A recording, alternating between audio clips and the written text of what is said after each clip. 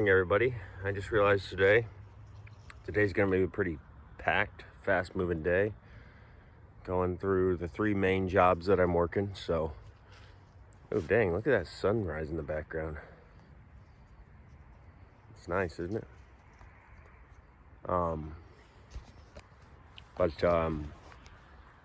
Yeah,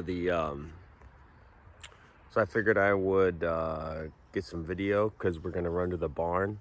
Then we gotta go to the shop and do about 2 hours there. Then we're gonna come back here and start cutting steel and building carts, which are the thing that I sell, the thing that I invented for my business. So we're just gonna kind of do a little video documentary going through that of a day and show you a day in the life. And this is how we start every day, by taking moose out. All right, first stop, guys, at the barn.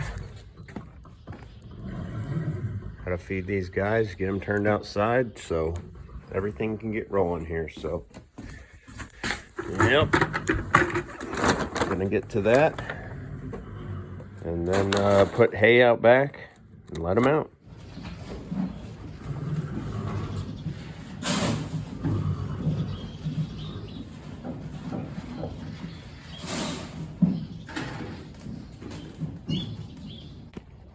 Okay, so they got their grain now.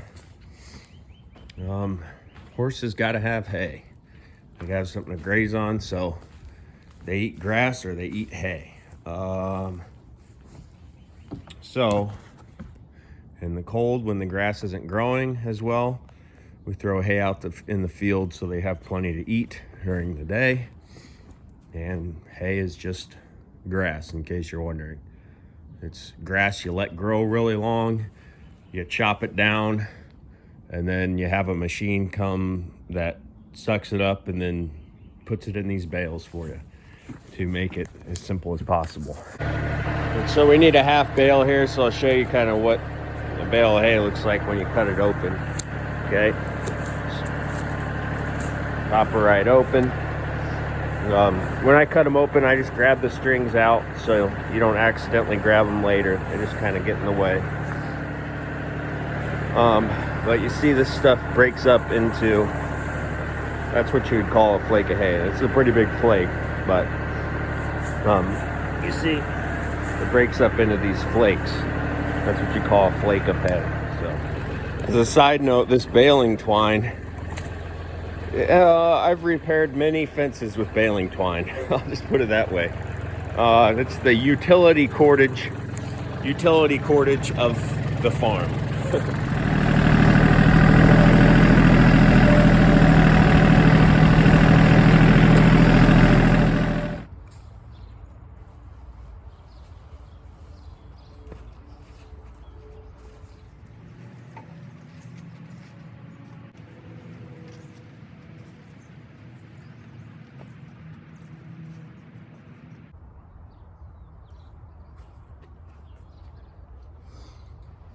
As you guys can see, it's a very scientific process of putting hay out.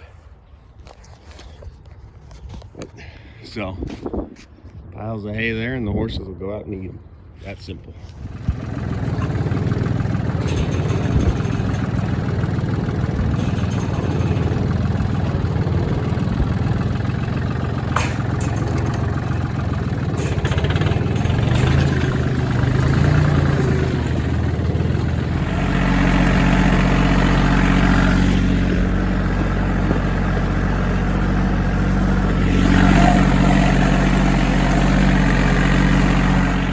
Actually, while I'm driving out here, this is our pasture. As you can see, that's fenced off. You fence off your pasture so you can manage when the horses are on and off it. You can see how low that grass is. It's eaten down to the dirt. So you just let them keep going out there and you're gonna turn all your pasture into mud. So that's why we keep them out of the pasture and we're putting hay out. So, they can keep off this grass and we can get it to grow back. So I want to show you this too. When we're putting hay out, god dang, Bruce is excited this morning. They start kicking and bucking on these cold mornings when they get excited. especially when you got some fresh hay coming out.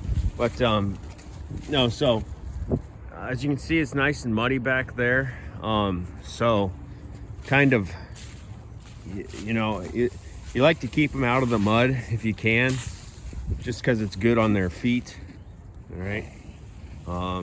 You know, they can start having issues when their feet are too wet or muddy for too long. It's nice for them to be able to dry out. So that's why we find a nice place to put out hay on some high ground where they already haven't been and muddied it up. So, because they'll be spending most of the day out here.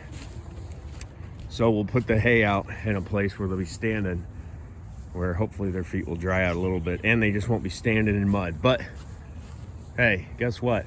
This is the Midwest, and if you got horses, they're going to be standing in mud. So sometimes you just can't avoid it, unfortunately. And there's things you do for that, but we won't get into all that. There you see the horses enjoying the fruits of our labor.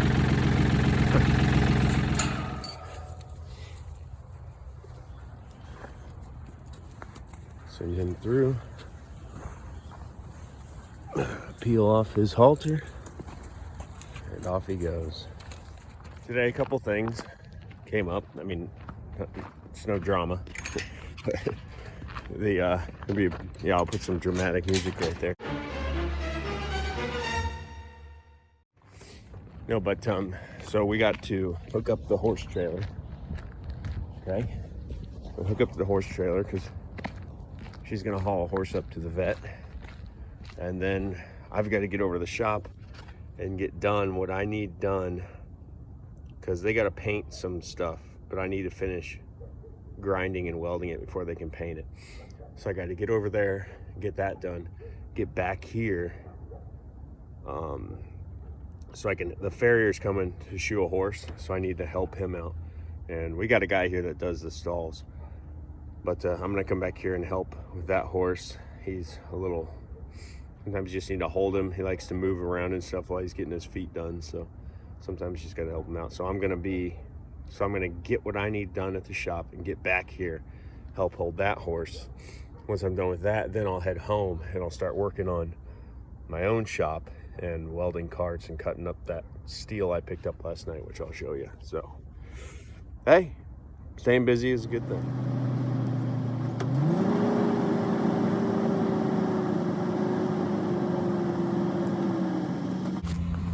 Okay, I want to show you guys a little trick here. So, we got to go back that far, right?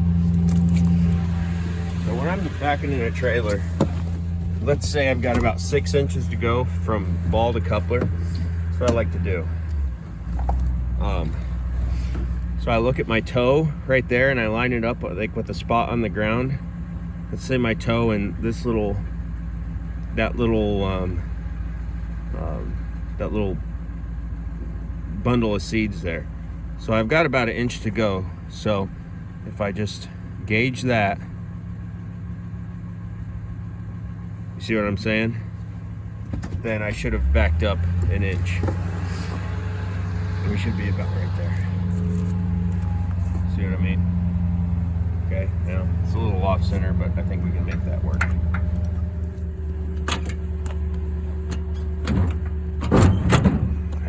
Boom. Remember to hook up your safety chains, right side of the trailer, left side of the hitch, left side of the trailer, right side of the hitch, so they cross.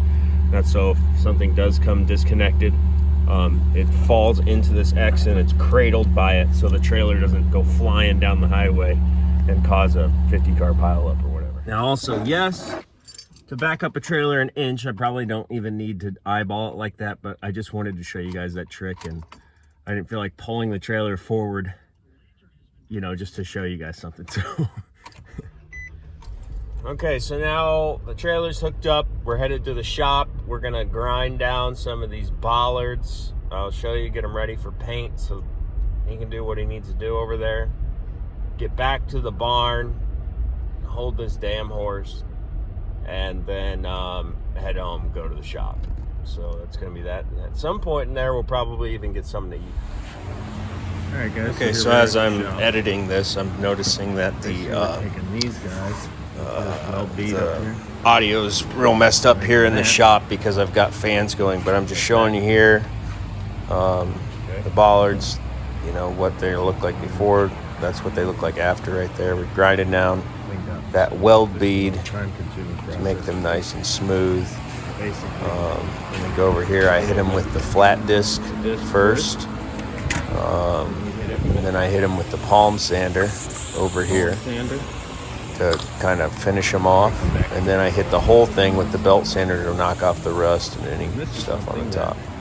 And then I show you, I definitely wear a lot of gear when I'm doing a lot of grinding.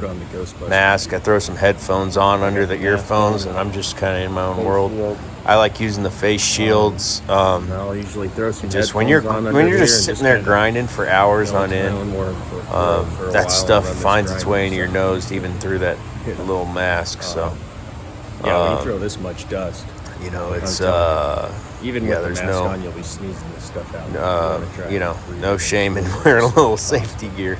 You know what I mean? But because yeah, that stuff will. I'm telling you what, you'll hack up so much of that stuff in the shower. My voice is sore from it now.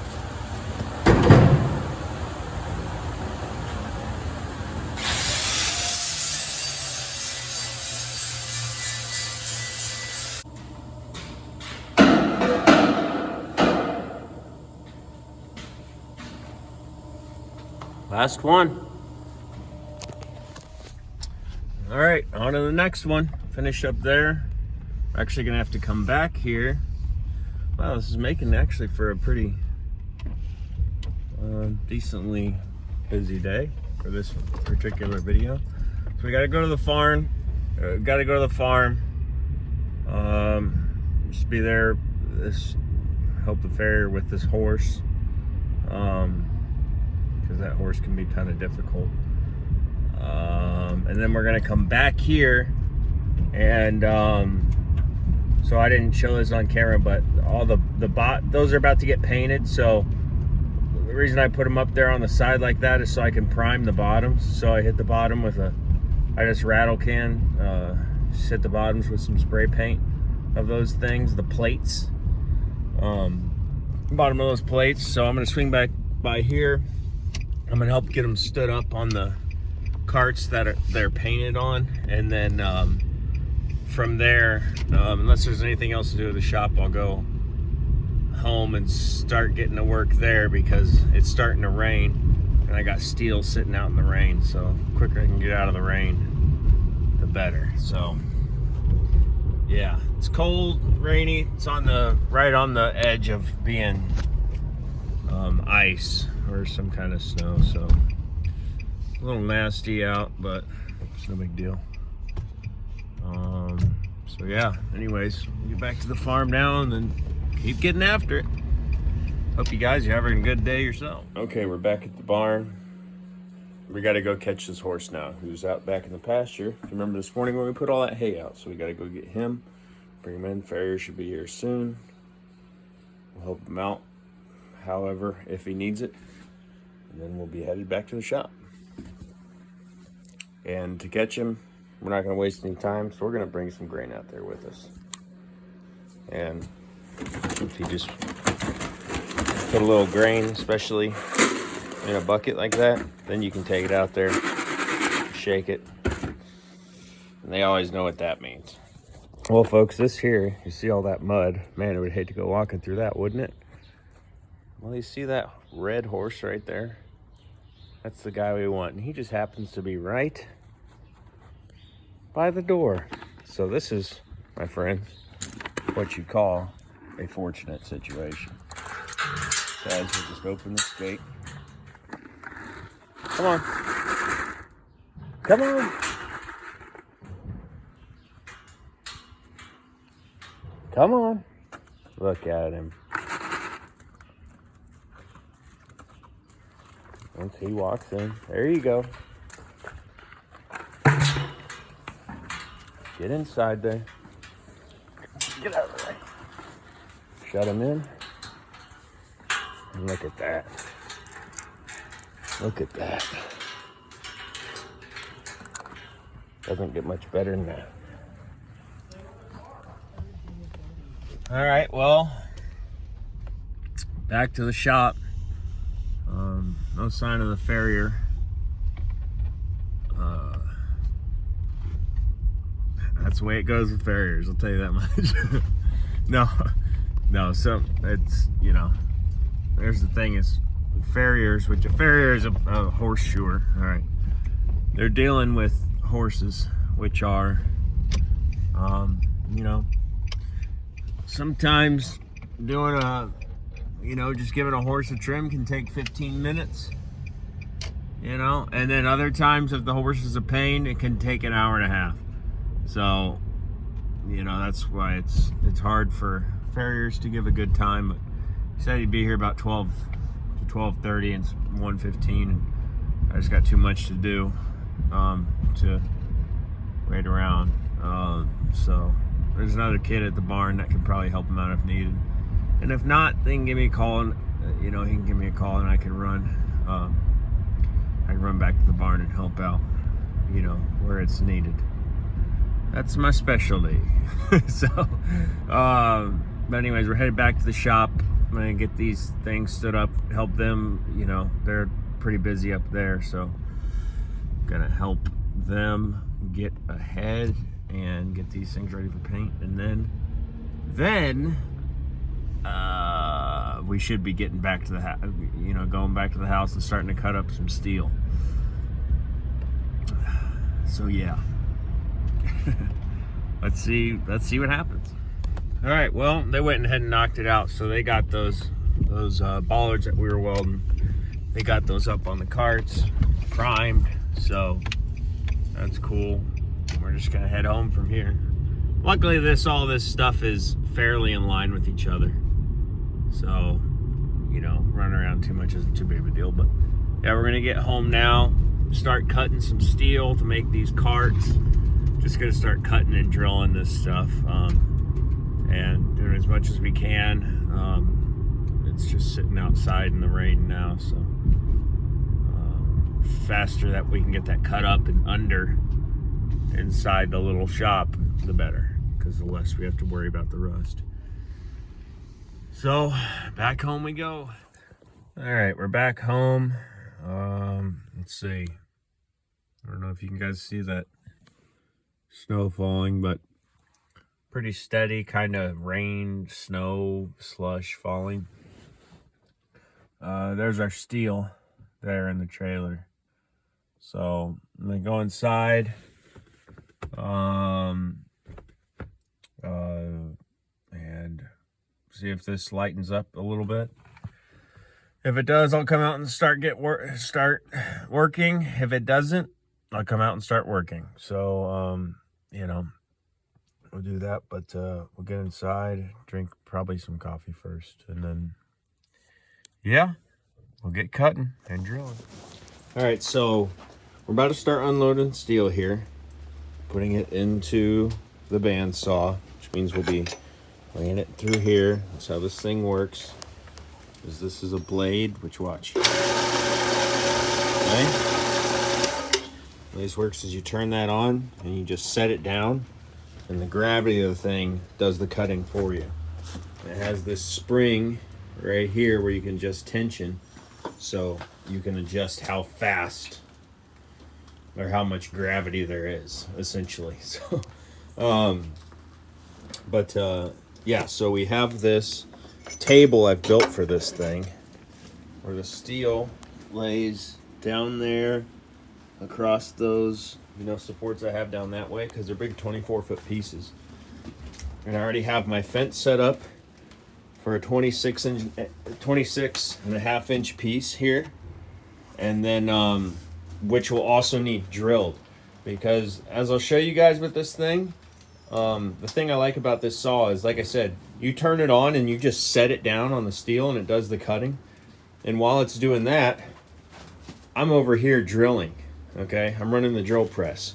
So it's just, you know, you don't have, it's nice. You can really get things moving. While you're welding, you can be cutting and all that stuff. So over the time of figuring out you know, these are all the pieces I have to cut to make these carts. And the holes mean they need drilled. So all the pieces that need drilled, I cut first, generally. I always start with the 1-inch tubing. I cut these 3 pieces. And then while I'm drilling these, I'll be cutting these 18-inch pieces that don't need drilled.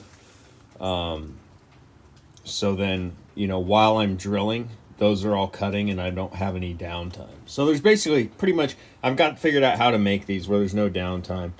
And then sometimes you do catch up where I'm just kind of waiting on the saw to cut, to do what I got to do. But I've kind of got it down now. I've been doing this for a little while. But anyway, so that's what we're going to do now. We're going to load directly from the trailer directly onto the saw, and we're just going to push. When we load those pieces on here, we just push them right up till they hit this fence. Okay, and this is, as you can see, that's just clamped on there. So I put that where I want, depending on the size, and measure it from the blade to the fence. Okay, from the blade to the fence to determine, you know, to set my stop. So that I'm not measuring every time. I just put the pieces up there and it'll be the same every time.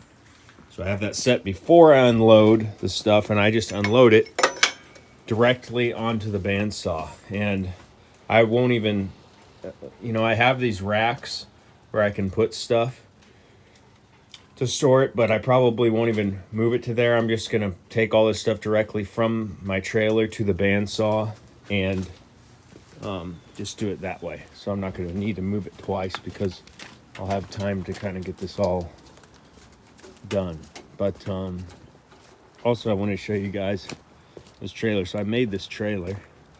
Just a quick overview of this. It's just I went to a scrapyard and I got this really heavy duty 1/4 inch by 2.5 inch angle.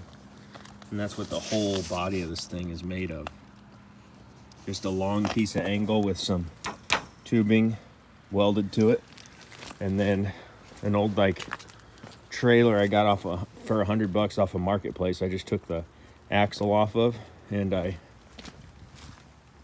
welded our leaf spring brackets right up in place and threw some of those magnetic lights on it, and I'll tell you what, this thing has not let me down in 3 years. So, you know, picking up 24-foot pieces of material poses quite a doozy sometimes. But anyways, we're gonna get on with it now.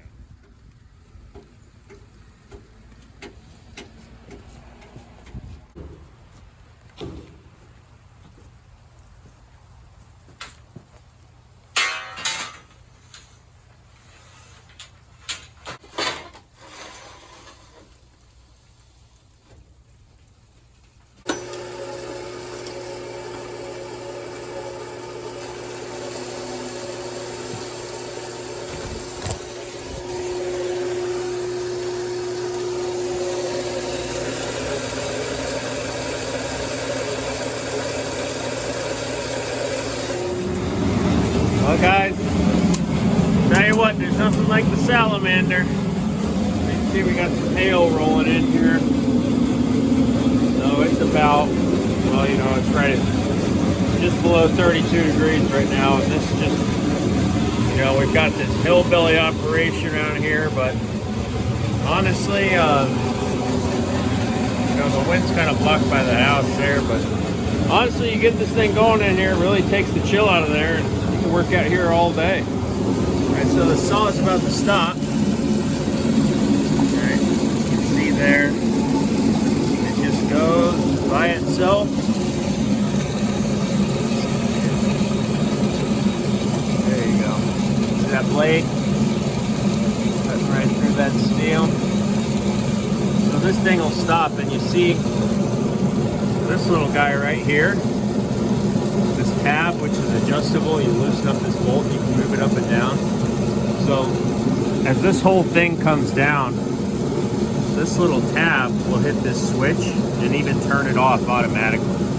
Okay, and you have to adjust it so it, you know, it goes to the right place. You don't want it too far up or it'll come down and it won't turn it off, and too far down it'll turn it off before it goes all the way into the steel. So adjust it, but that's even better. So you can literally walk away. I mean, you know, you don't want to walk away, but it's okay for me to do some things because this saw will not only cut through, you know, it does it, you know, you just set it and forget it, but it'll also turn itself off. Now, things you got to watch out for is sometimes the blade breaks and then this thing will just keep going, right? Or something will get jammed up and it'll just be spinning. That's happened. So no, you can't just walk away, but what I'm saying is, you know, as we'll see in a second, once these pieces are cut, I'm going right over here to the drill press where I'm going to throw them in the jig here and I'm going to drill them. And I'm going to be doing that while other pieces are cutting over there. So that's kind of the whole idea of this whole. Okay, so I'll show you how this works. So these pieces get a hole drilled on each side. I can find a little, got a little brush that I use for brushing away these chips. Let's use this, I suppose. Clear the chips out of there. I've got a little chip brush somewhere.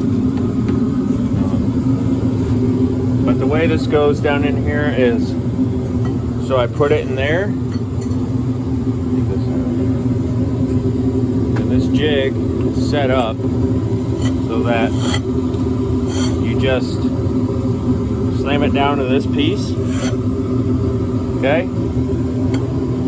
Hit that clamp, turn that on, a little bit of oil, okay? And it's the jig, you see, you put it along this backstop here. Okay, so every time it's gonna land in the same place. And I've welded all this stuff. So this little backstop here is welded in this place. It's welded in place that you put it up against. So that's dead center on the hole. Now, turn it, go down to the next one, and it's the same deal. Now I slide it down to this one. And this hole has to be drilled perpendicular to this one. So I'll do the same deal. I'll just turn that on, you know, do a little squirt of oil, go right through it, okay. That's kind of, you know, I'm not going to get too far into this. I'm just kind of showing you guys a little bit of going through the day here. But maybe I'll do more stuff on the video, but that's all we're going to do now. We'll probably have to get some kerosene. I think I'm running low. But we're going to work out here for a few hours. And then we'll go in and get the wood stove going and just hang out the rest of the night. So, yep, I'll see you guys at the wood stove. There we have it, guys. Fire to finish off the day. Tomorrow we'll wake up and do it all again. So thanks for watching, everybody, and have a good day tomorrow and the next day.